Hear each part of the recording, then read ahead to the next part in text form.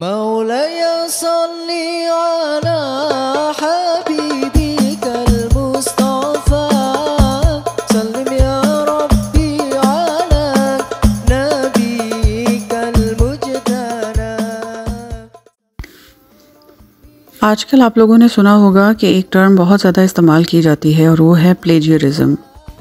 Plagiarism کا مطلب ہے کسی اور کے کام کو استعمال کرنا، ان کے الفاظ، ان کی فکر، ان کے آئیڈیاز، ان کے آرٹیکل، ان کی کسی بھی لکھی ہوئی چیز کو پریزنٹ کر دینا، ان کو اس کا کریڈٹ دیے بغیر. لیٹن زبان سے یہ لفظ ہے پلیجرزم اور اس کا مطلب ہے کڈنیپر.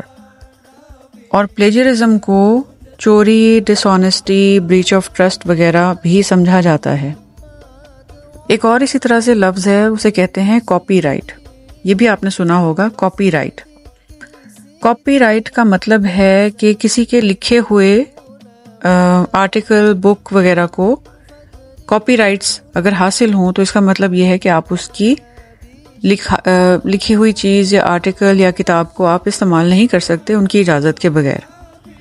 اور یہ ایک سیریس میٹر ہے، وہ آپ کو عدالت میں لے کے جا سکتے ہیں اور وہ آپ سے بہت بھاری رقم وصول کر سکتے ہیں ایز کمپنسیشن اگر آپ کسی کی چیز کو against their will, copyrighted material ان کا اگر آپ استعمال کرتے ہیں تو آپ کو اس کے بہت سویر کانسیکوینسز فیس کرنے پڑ جائیں گے. تو پلیجرزم اور کاپی رائٹس آپ نے ضرور سنا ہوگا، اگر نہیں سنا تو آج آپ نے سن لیا.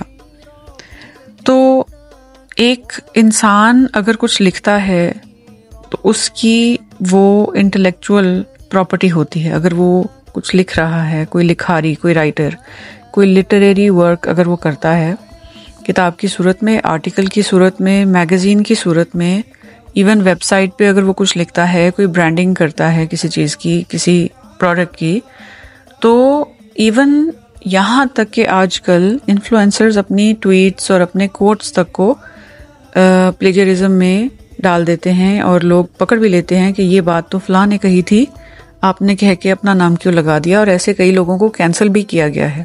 تو اتنا سیریس میٹر ہے یہ کہ اگر ایک انسان کہہ دے کہ بھئی یہ بات میں نے اجازت نہیں دی، آپ نے کیوں استعمال کی، تو اس چیز کو فوراً سے سوشل میڈیا پک کر کے اور کاپی رائٹ سٹرائکس بھی ڈال دیتا ہے.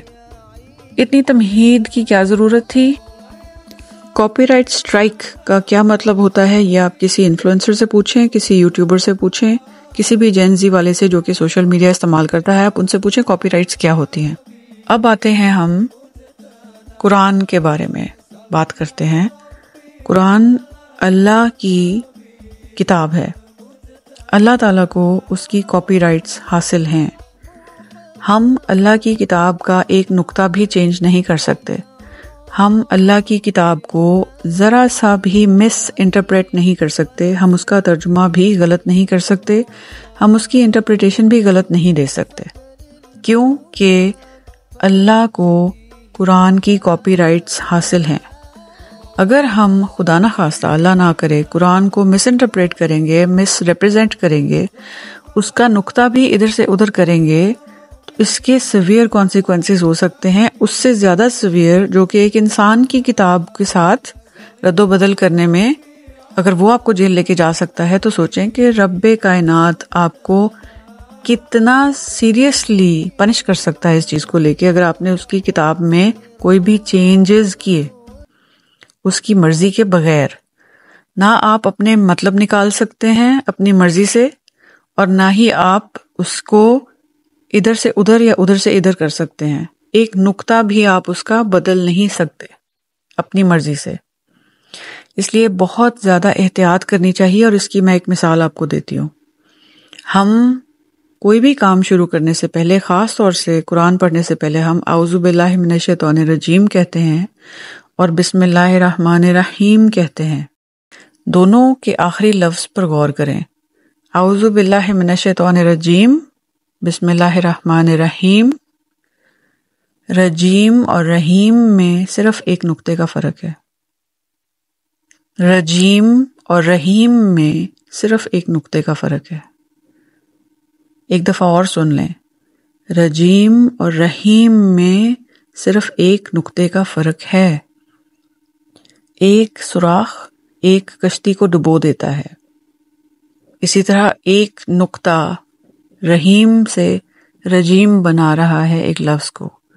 آپ اور میں قرآن کو ذرا سا بھی غلط انٹرپریٹ نہیں کر سکتے، غلط مطلب نہیں نکال سکتے، غلط ترجمہ نہیں کر سکتے۔